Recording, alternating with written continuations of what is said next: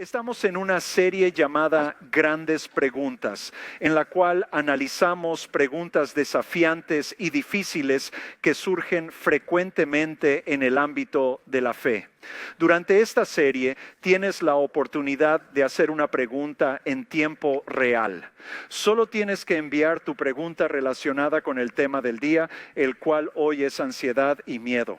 Además, al final del servicio contaré con la presencia de un miembro de Hope Christian Counseling ubicado a 2 minutos en coche desde aquí, quien me ayudará a responder esas preguntas. Si tienes alguna pregunta sobre otros temas como quién va a estar en la Serie Mundial, por favor acércate a mí después del servicio. En la sesión de hoy nos enfocaremos en el tema que estamos explorando y el cual nos plantea la siguiente interrogante: ¿por qué no puedo deshacerme de esta ansiedad? Fue hace unos 15 años que una línea de ropa salió y tenía un mensaje muy simple y directo. Tal vez recuerdes esto: sin miedo. Y podías conseguir sudaderas, y podías conseguir camisetas, y podías usar sombreros. Y me pregunto, sin embargo, en retrospectiva, estábamos tratando de convencernos de algo que no era totalmente la realidad para nosotros. Y la gente que estudia esto, los científicos sociales dicen, y a veces llaman a la era en la que estamos viviendo ahora, la llaman la era de la ansiedad. En nuestra cultura, incluso al mirar las noticias nocturnas, un hombre tiene opinión. Creo que están promoviendo el miedo. Y es como sintoniza mañana porque el cielo se está cayendo. Y solo promueve esta sensación continua de ansiedad y temor y miedo. ¿Y cómo navegamos en un momento como así? Y eso es lo que queremos hablar de hoy. Ahora, parte de la realidad es, con honestidad, no se puede vivir sin miedo en su totalidad. Existe una razón divina para ello, ya que los seres humanos tenemos la capacidad de recordar hechos pasados y proyectarlos al futuro. Por ejemplo, con la proximidad de Acción de Gracias, puedes recordar las anteriores celebraciones. Quizás tu excéntrico tío Eddie hizo comentarios un tanto fuera de lugar. Recuerdas cómo fue y todo el alboroto que eso causó. Y cuando piensas en eso y te proyectas en un mes, te asalta el pensamiento: ¿qué pasa si el loco Eddie vuelve a decir esas cosas inapropiadas? O tal vez recuerdas algunos días de Acción de Gracias realmente geniales y anticipas con entusiasmo esas reuniones. Así que el miedo es simplemente parte de cómo nos conectamos como humanidad. Pero aquí está el punto: ¿podemos vivir con menos miedo? Y con Jesús la respuesta es sí.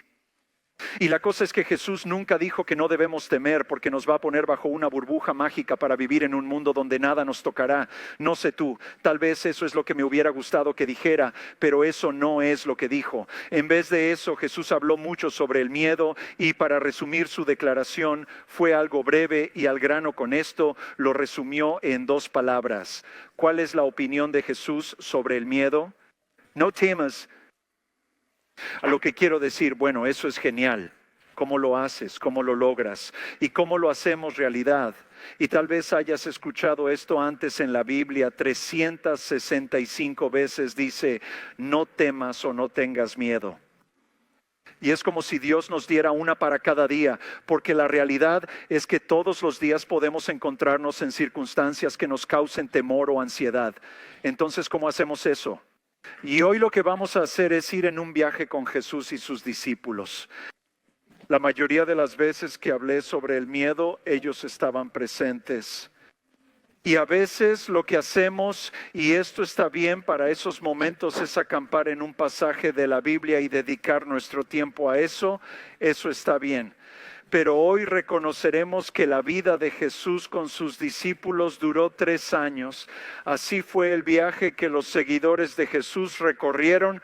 Uno de los temas principales que se desarrolló durante esos 3 años fue el miedo, era la ansiedad. Jesús llama a algunas personas para que lo sigan, llamándolas discípulos. Más tarde se les nombra como apóstoles. Jesús tenía varios discípulos y un grupo interno. Así que cuando hace eso y Jesús los invita a seguirlo, es bastante franco con lo que les va a pasar y dice cosas como esta: habrá momentos en que serán arrestados, y serán llevados a los tribunales, e incluso habrá veces que serás golpeado.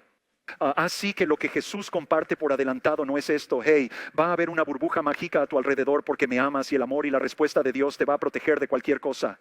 Jesús creía que hay cosas malas que a veces le pasan a la gente buena en este mundo. Y aún así Él dice: ese día cuando seas arrestado y golpeado, todo eso no temas, porque yo estaré contigo. Y tal vez esa no es la respuesta que queremos escuchar cuando se trata de miedo y ansiedad, pero es la respuesta que Jesús dio. ¿Y cómo se hace realidad? Hagamos este viaje con Jesús. A veces Jesús enseña a sus discípulos en situaciones de la vida cotidiana donde aprenden mediante experiencias reales. Aquí tenemos un viaje de campo para enseñar una lección sobre la verdad. El miedo. Entonces él es Jesús, subió a la barca y sus discípulos le siguieron. De repente se levantó una furiosa tormenta en el lago, de modo que la ola barrió la barca. Algunas personas en la barca eran pescadores experimentados en aquel mar, conocían bien el mar de Galilea, así que cuando se habla de una furiosa tormenta no es algo común, es algo grande, aterrador y ruidoso. Y en medio de eso el agua entra en su barco. Pero Jesús estaba ¿qué? Durmiendo. Para algunos hoy esta es su historia. Estoy en problemas y parece que Jesús duerme. Y Jesús, ¿dónde estás? Y podemos pensar en eso. Tú sabes, en términos ahora mismo, Jesús está en el cielo. Él está vivo y bien y me siento tan lejos de Él. Escucha esto, están a solo unos metros de Él. Y están sintiendo esa misma dinámica. Así que si sientes eso, que sepas que no eres la primera persona en experimentar esa emoción. ¿Y cómo navegamos en momentos como ese? Bueno, los discípulos fueron y lo despertaron diciendo: Señor, sálvanos, nos vamos a ahogar. Y parece que, ya sabes, es una declaración bastante simple, especialmente para alguien que está durmiendo. ¿No sabes lo que está pasando? Él respondió, y ni siquiera se levanta en este punto. Vamos a verlo levantarse en un rato. Oh, ¿tienes un poco de fe? ¿Por qué tienes tanto miedo? Ahora, no sé tú, ¿no parece una pregunta un poco tonta? Dios nos permite recordar el pasado y quizás hayamos oído de personas atrapadas en tormentas en el lago sin poder escapar. Cuando recordamos esto, nos damos cuenta de la realidad y tememos que en el futuro pueda suceder lo mismo, que el agua invada nuestro bote y no logremos sobrevivir. Por eso tenemos miedo de morir hoy. Oye, parece bastante autoexplicativo. A lo que parece a primera vista una pregunta tonta. Pero observa lo que pasa. Entonces se levantó y reprendió al viento y a las olas, y se calmó por completo. En un instante Jesús pronuncia una palabra y el escenario cambia. Los hombres estaban sorprendidos y preguntando. Esta es la pregunta ideal. Tal vez necesitamos preguntar. ¿Qué clase de hombre es este? ¿Quién es este? Incluso el viento y las olas le obedecen. ¿Y notaron el cambio? Porque estaban centrados en una tormenta y tenían miedo de una tormenta, y todos podemos entender, sí, es cierto. Cuando ocurren estas situaciones en el mundo pueden ser tormentas de diferentes tipos para ti. Pueden ser tormentas de relación, financieras o laborales. En ese momento es fácil enfocarse y temerlas, pero de repente tu enfoque cambia. ¿Del qué la tormenta? Al quien está con ellos. ¿Qué clase de hombre es este? ¿Con quién estamos ahora mismo? ¿En la barca? En la versión de Marcos, que es el Evangelio de Marcos, están Mateo, Marcos, Lucas y Juan. Casi todos creen que es la historia de Pedro. Muchos piensan que Pedro era analfabeto. Mientras compartía su historia, Marcos la escribía. Por eso es el Evangelio de Marcos. Pero en realidad es la historia de Pedro. Al mencionar este momento se llenaron de terror y se preguntaron quién era él. Hasta el viento y las olas le obedecen. Si cuando dice que estaban aterrorizados, en realidad en el idioma original dice literalmente temieron un gran temor. No de la tormenta de repente, porque su atención se centró en quien los acompañaba y podía calmar el temporal. Y su segundo temor de con quién estaban era mayor que su primer miedo. Así que una de las realidades de vivir la vida en medio de experiencias que producen miedo es saber que hay alguien que es aún más poderoso que lo que viene contra mí. Y como ya dijimos, por un momento su miedo pasó de ser un qué a un quién. ¿Quién es este hombre? ¿Quién calma con una palabra? Y por un momento su confianza en Jesús abrumó su miedo de la tormenta. Hay alguien más poderoso que las cosas que nos causan miedo. Frecuentemente buscamos a Dios en medio del miedo y le pedimos: Dios, líbrame de esta situación. ¿Nos ayuda a inclinarnos a que nuestra primera oración debería ser Dios? Ay, ayúdame a entender mejor quién eres. ¿Y cuánto eres más grande que esto? Cambio de enfoque ¿de qué? A un quién. ¿A quién? Bueno, después de esto Jesús, ya sabes, a veces sienta a sus discípulos y les enseña. Oye, hay otra ocasión en la que habla de, ya sabes, vas a ser arrestado y te estoy enviando fuera y van a haber algunos empujones al otro lado de eso. Y Jesús dice esto: no tengas miedo de los que matan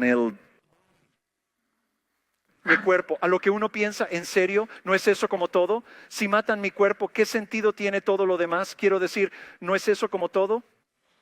No tengas miedo de los que pueden matar el cuerpo. Vivimos en un mundo donde eso puede pasar, pero no puede matar el alma.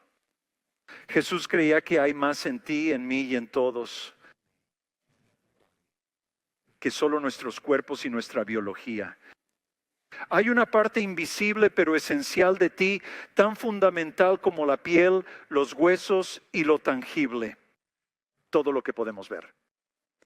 Y Jesús creía eso. En lugar de temer a quien puede destruir cuerpo y alma en el infierno, ¿sabes quién tiene la última palabra? Es Dios. Dios tendrá la última palabra. Ni siquiera son terribles las cosas, Dios tiene la última palabra. Y me pregunto si esta enseñanza es realmente una revisión y una forma de aplicar la lección del paseo en barca. De algo puede darte miedo, pero alguien es más grande. Y aquí hay alguien que tiene la última palabra sobre ti y lo que te ocurra aquí y más allá. Y luego continúa, dice, ¿no se venden 2 gorriones por un penique? Y creo que vamos, no lo sé. Pero en sus días sabían que ese era el precio y que los gorriones eran la cosa más insignificante y barata que se podía comprar en el mercado. Y aquí está el punto, ¿verdad? Dios, quien creó la naturaleza, cuida de todo. Ningún ser creado por Él queda desatendido. Incluso hay cuidado por lo más insignificante. Ori se preocupa por la cosa más pequeña que sucede allí. Y ahora lo va a aplicar a las personas. Y hasta los cabellos de tu cabeza están en número. Y esta es una manera de decir: Dios conoce tu nombre y Dios conoce tus circunstancias. Y a Dios le importa por lo que estás pasando y la cosa más insignificante, el detalle más pequeño sobre ti, Dios lo sabe. Y porque tú importas para Dios. Y así, a la luz de todo eso, puede haber momentos en que la gente venga contra ti y quieran matar tu cuerpo, discípulos. Y entonces Jesús dice esto: así que no tengan miedo. No teman aunque eso ocurra, no por estar en una burbuja mágica, sino porque hay alguien contigo que es más grande que lo que enfrentas. Vales más que muchos gorriones. Decía que estaría bien hacer una camiseta: valgo más que muchos gorriones. Jesús lo dijo. Eso. Y eso significa que hasta la cosa más insignificante a Dios le importa. ¿Cuánto más le importas tú? Por eso pueden suceder cosas malas aún a las personas buenas. Pero también podemos temer menos de lo que temeríamos si estuviéramos solos. Ya lo hemos dicho, pero tú le importas a Dios y también las circunstancias de tu vida. Dios lo sabe. Él tiene tu cuenta en este momento. Y luego Jesús nos da otra excursión y otra experiencia de aprendizaje de la vida real. Porque van desde ese sermón donde se sentaron y habló de, ya sabes, no tengas miedo de los que pueden matar el cuerpo, pero tu alma. Y luego se van a una región remota. Jesús quiere alejarse con sus discípulos, pero las multitudes oyen que está allí y se asombran de sus enseñanzas. Y entonces se presenta una gran multitud, nos dice 5,000 hombres, y había también mujeres y niños. Así que se calcula que se han presentado entre 15 y 20,000 personas, y Jesús está enseñando y lo hace durante mucho tiempo. Y ahora se acerca el final del día. Uno de los discípulos se le acerca y le dice: Jesús, ya es tarde, ¿por qué no despides a la multitud? Ya sabes, tienen hambre, necesitan ir a comer algo. Y entonces Jesús hace algo que parece, ya sabes, realmente extraño para nosotros. Él dice: no, deles de comer. No, en serio, Jesús, mándalos lejos porque tenemos 15 o 20,000 personas aquí. No, dales de comer. Y entonces uno de los discípulos sale entre la multitud y encuentra a un niño con una versión del siglo I de una comida feliz. Tiene un par de galletas y algo de pescado y se lo traen, y Jesús reza y empieza a partir las cosas y a repartir la comida. Y como si nada, todos comen hasta quedar satisfechos y recogen las sobras, y sobran 12 canastas llenas. Y en este punto los discípulos tienen que estar en el pico de su nivel de confianza, pensando que acabamos de tener un asiento en primera fila interior a Dios haciendo un milagro. Esto es asombroso. Y entonces escuchamos estas palabras: Jesús mandó a los discípulos ir en la barca hacia la otra orilla mientras Él despedía a la multitud. ¿Por qué lo hizo inmediatamente? Quizás porque estaban disfrutando del resplandor de toda la gente que decía: vaya, vosotros con Jesús sois increíbles. Si pasáis mucho tiempo así, se os va a hinchar la cabeza. Salgamos de aquí, porque no se trataba de eso. O tal vez podría ser, tenía otra intención. La palabra es una palabra griega, anikazo, que significa por la fuerza.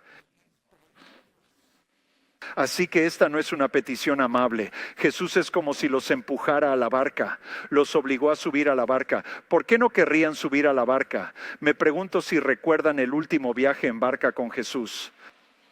Y eso fue aterrador. Oigan, no quiero subir a un bote con Jesús cerca, porque eso no siempre resulta sin estrés.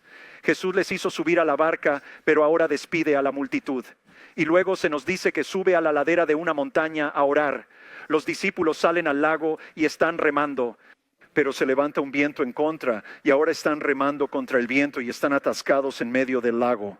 Pero estaban remando contra el viento. Eran jóvenes y fuertes, pero estaban remando contra el viento. Y gracias, 3 personas. Dios, ese es Bob Seger. O está en Forrest Gump, pero están atrapados en medio del lago. Y entonces Jesús va a dar una vida real de la vida real. Poco antes de Juan, Jesús salió hacia ellos caminando por el lago. Ahora creo que para algunas personas, si eres escéptico sobre la Biblia y la fe y todo eso, piensas, sabes, hay algunas cosas sobre la fe que son realmente buenas y útiles. Este es el tipo de cosas que me hace sentir realmente incómodo y hace que sea difícil de creer. ¿Ya sabes por qué creer, Roy, que esto realmente sucedió? Y yo creo que realmente sucedió porque hay testigos oculares que estuvieron allí, que nos dijeron que sucedió.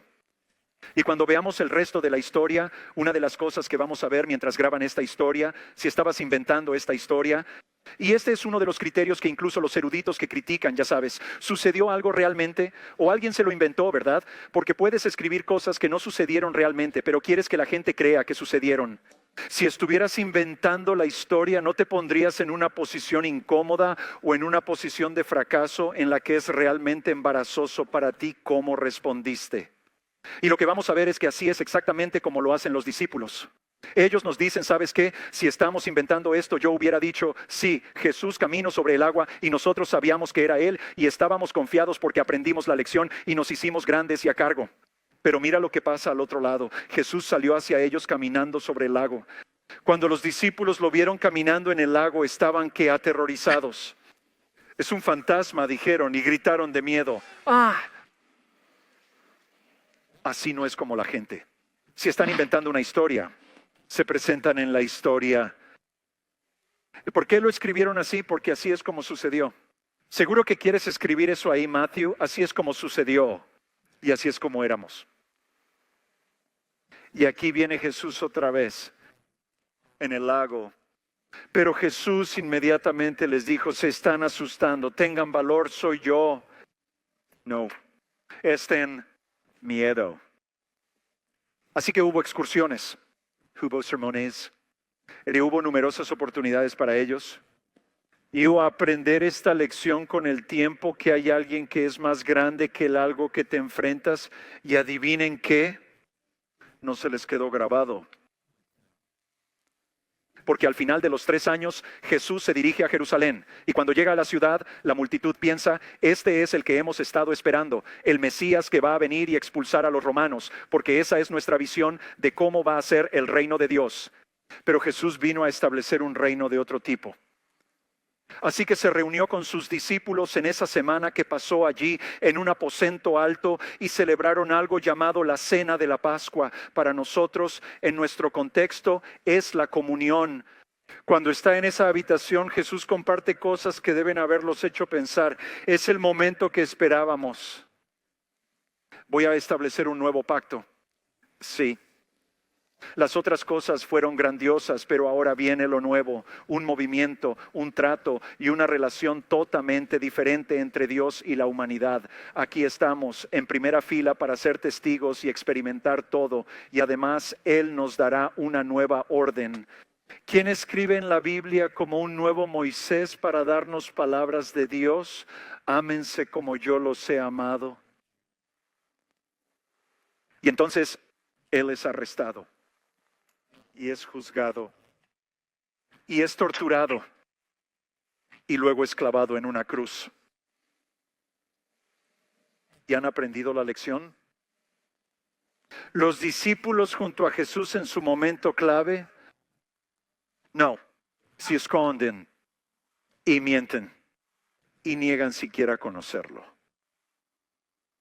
Porque piensan que la gente que tomó su vida ahora puede tomar su vida. Y por eso se esconden, para que eso no les suceda a ellos. Y cuando eso sucede, todo esto para ellos se convierte en algo sin sentido, no significa nada. Porque si Roma puede extinguir al que creíamos que iba a venir a establecer el reino de Dios, bueno, así no es como termina la historia. Y así se van. Pero entonces, ¿sabes lo que pasa? Un par de días después, miran una tumba vacía, y entonces conocen a su amigo resucitado, y eso lo cambia todo. Es como si ese momento que solemos asociar con el domingo de Pascua resumiera todo acerca de la resurrección y la muerte y resurrección de Jesús. Todo, desde las enseñanzas, experiencias, ideas y lecciones, parecía encajar. ¿Sabes por qué? Porque revela que Dios tiene la última palabra en la vida. Hemos presenciado esto. Le quitaron la vida a Jesús y Él salió del otro lado vivo y bien. Dios tiene la última palabra, y así lo que vino a establecer para ellos, está en marcha. Y ahora entregaremos nuestras vidas a eso. Y quienes eran ellos, esos discípulos, esos apóstoles, al otro lado de eso, era un contraste de antes y después como ningún otro. Porque cuando tenían miedo, ahora de repente el miedo había desaparecido. Temían menos. A medida que salen en Jerusalén y hablan con la gente, 56 characters. Hey Jesús, tú lo crucificaste. Necesitas entregar tu vida a Dios. Necesitas arrepentirte. Esa es la palabra bíblica para girar tu vida en otra dirección e ir en la dirección de Dios. Y así, había empuje en el otro lado de eso, porque había líderes religiosos que un día trajeron a Pedro y Juan, 2 de las personas que caminaron con Jesús. Ellos estaban en el lago y sentados en los sermones y todo eso, y les dijeron: si no dejan de hablar de Jesús y de la resurrección, no les irá bien. Te meteremos en la cárcel y te golpearemos, no te irá bien. Y ellos dijeron: tráelo, haz lo que puedas, no dejaremos de hablar de Jesús. Y aquí está la reacción del otro lado de eso. Cuando vieron el coraje, recuerden a Jesús diciendo: tengan coraje. Finalmente lo entendieron. Cuando vieron la valentía de Pedro y Juan y se dieron cuenta de que eran hombres sin educación, ordinarios, se asombraron y tomaron nota de que estos hombres habían estado con Jesús. Y yo les sugeriría que no tuvieran miedo de reconocer que alguien es más poderoso que algo a lo que te enfrentas, que cambió el mundo. Porque con mucho menos miedo comenzaron a compartir. ¿Quién es Jesús? Y es por eso que estamos aquí hoy. Menos miedo cambió el mundo, no tener miedo cambió el mundo. ¿Y de qué estamos hablando? ¿Qué significa esto para nosotros? Tememos menos cuando nuestra fe en alguien supera el miedo a algo. Y me pregunto luego que estemos juntos. En momentos de ansiedad a veces rogamos a Dios que nos saque de allí. Y me pregunto si podríamos rezar una oración diferente de Dios, Dame. Una imagen más grande y mejor de quién eres, porque eres más grande y mejor. Y me atrevo a decir, más malo que lo que sea a lo que nos enfrentamos, tú eres más poderoso que esto.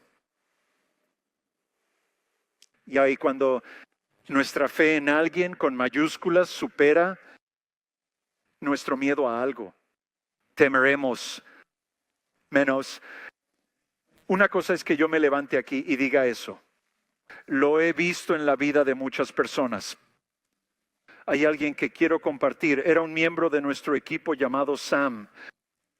Hoy Sam y yo no solo éramos compañeros de trabajo, nos hicimos amigos y entonces fue solo que cuando le diagnosticaron cáncer de pulmón. Y dijeron, hey, la buena noticia es que es realmente de crecimiento lento, así que mucha gente vive a lo largo de los años. La mala noticia es que es implacable y no podemos erradicarlo, así que eventualmente tomará tu vida. Y así llegó a viajar con alguien en el lapso de años que estaba caminando a través de eso y con ese tipo de diagnóstico. Y recuerdo el día en que hubo un diagnóstico renovado años en ya, donde dijeron, sí, los tumores han crecido mucho y qué tipo de acorta su ventana para su vida. Y estábamos hablando de eso en mi oficina. Recuerdo estar sentado alrededor de esa mesa y había lágrimas y solo había este sentido de no debería ser así. Y aquí estaban las palabras de Sam. Él dijo, ¿sabes qué? No puedo perder. Si Dios decide mantenerme aquí, impresionante. Y seguiré haciendo esto y sirviendo a Dios y disfrutando de la gente en mi vida. Pero si no, tengo que volar a través de estas nubes y voy a estar con Jesús. No puedo perder. Y eso no es alguien en ese momento aferrándose a una perogrullada para sentirse mejor sobre su experiencia. Es alguien enfrentando la realidad de que a veces las cosas duras le pasan a la gente buena. Pero alguien Acaba de llenar su vista. Mucho más que algo, aunque estuviera creciendo en sus pulmones. tememos menos cuando nuestra fe en alguien supera el miedo de algo. Que aprendamos esa lección y la apliquemos. En la era de la ansiedad, porque Dios es más grande. Inclinad conmigo vuestras cabezas. Señor Jesús, danos una imagen más grande de quién eres y ayúdanos a saber a quién pertenecemos en una relación contigo. En esos momentos de miedo nos ayudas a cambiar nuestra perspectiva y rezar diciendo, no, que nuestra primera oración sea, Dios, déjame ver quién eres. Ayúdame a saber quién está conmigo. Aquí y ahora. Gracias a Dios, rezo. Que una mayor y mejor comprensión de quién eres marque una gran diferencia. En el miedo nos tentamos. Y que todo ello sea para tu honor y gloria. Gracias por tu gran amor por nosotros. Y te pedimos y oramos todas estas cosas en el nombre de Jesús. Amén. Así que me voy a unir con Mark. Este es Mark Sloan y él es uno de los grandes consejeros que tenemos en Hope Christian Counseling. Hace 1 año y medio, Washington Heights inició el centro de asesoramiento ante necesidad de gente capacitada y también de gente que ama a Jesús. Y se involucraran en proveer ayuda. Y gracias por acompañarme hoy en las preguntas y respuestas. ¿Tenemos alguna pregunta? Solo algunas, solo unas pocas. Vale, la primera dice, ¿cómo enseñas a tus hijos un miedo sano y respeto por los peligros reales del mundo, las presiones de los compañeros, falsas religiones, tráfico de personas, drogas, etcétera, sin crear ansiedad? Sí. Creo que parte del reto es que los niños tienden a aprender mucho del entorno en el que se crían. Mi primer pensamiento es que tú como padre, para modelar las cosas que te gustaría ver en la vida de tus hijos, porque muchas veces los niños, ya sabes, solo absorben el medio ambiente en el que están. Así que en primer lugar yo diría que como padre te asegures de que tu confianza y tu esperanza están arraigadas en Dios. Y yo diría también incluye a tus hijos en ambientes donde ellos van a tener su fe alimentada en quien es Jesús. Y te diré aquí en Washington Heights, no buscamos solo cuidar a los niños aquí, sino también ministrarles de manera adecuada a su edad. Y una de las cosas por las que nos esforzamos en ese ambiente es que nuestros niños sepan que Jesús los ama y que Jesús los tiene y que Jesús no los dejará ir dentro de una relación con ustedes. Entonces, como padres, es importante crear momentos regulares en casa para tener conversaciones espirituales. Nuestro ministerio de niños brinda oportunidades y envía materiales para que podamos pastorear y guiar a nuestros hijos en lo espiritual. Estupendo, absolutamente, eso es perfecto. Jesús experimenta miedo y si es así, ¿cómo lo maneja? Pues Wow, no hay un solo versículo que diga que Jesús tuvo miedo. Y de hecho, ya sabes, incluso cuando estábamos hablando de la cruz, el libro de Hebreos nos dice, por el gozo puesto delante de él soportó la cruz. Creo que Jesús no es solo una versión más grande de mí, está en otra categoría. Él es completamente Dios y hombre. Y ambas cosas son absolutamente ciertas. Y pienso que Jesús fue capaz de ver ese gozo, no por lo que iba a soportar, sino por lo que el resultado de eso iba a ser. Y esa fue la oportunidad para cualquiera de nosotros de estar en una relación con Él, porque lo que Él hizo al ir a una cruz y salir de una tumba, Él abrió las puertas a una relación con Él. Sin eso no tendríamos esperanza porque nunca estaríamos a la altura. Pero creo que es una de esas cosas desde la perspectiva de Dios que es diferente de nuestra muy limitada, finita Perspectivas. Lo único que se me viene a la mente es el jardín de Getsemaní, y no era un miedo, sino una pausa. Sí, y él definitivamente estaba en angustia de reconocer que iba a tomar los pecados de todas las personas, que creería en él y pagaría por esos pecados. Eso es algo pesado. Pero sí, no dice miedo, Miedo sí dice angustia, eso es. Vale, lucho mucho con la ansiedad. Crianza, matrimonio, listas, trabajo, ansiedad constante. Todo. No entiendo cómo se lo doy todo a Dios. ¿Cómo puedo realmente dejar ir y dejar a Dios? Digamos, he tenido una larga dificultad con ese dicho, soltar y dejar a Dios, porque creo que tiene un factor de frustración incorporado de cómo lo haces. Suena muy bien. Yo te animaría, si tienes dificultades con eso por ti mismo. Conectarte con otras personas puede ser realmente útil. Si eso es solo reunirse en comunidad con la gente, con personas de confianza, creo que hay un montón de estímulo. También hay una oportunidad para hablar con profesionales sobre eso. Hay ayuda y te animaría a que si te enfrentas a ello de forma continuada, no sigas en ese camino. Cámbialo, haz algo diferente. Encuentra algo de esperanza, encuentra algo de ayuda, contáctanos y hablaremos de futuros pasos. Podemos llamar al Hope Christian Council. Sí, puedes venir a vernos. Creo que los grupos pequeños es otra forma de conectar con la gente. Las estadísticas sobre la ansiedad en adultos hoy en el país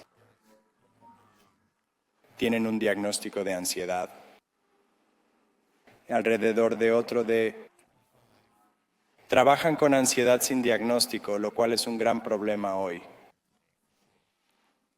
Hay un neuroquímico, un problema bioquímico en el cerebro, a veces que tenemos que tratar y podemos hacerlo a través de medicamentos, pero también podemos hacerlo a través de la terapia que ofrecemos en Hope Christian Counseling Center. Con eso, en especial algunos medicamentos están ahí para frenar o dirigir. Nunca son una solución permanente. Y creo que la mayoría de las personas que lidian con la ansiedad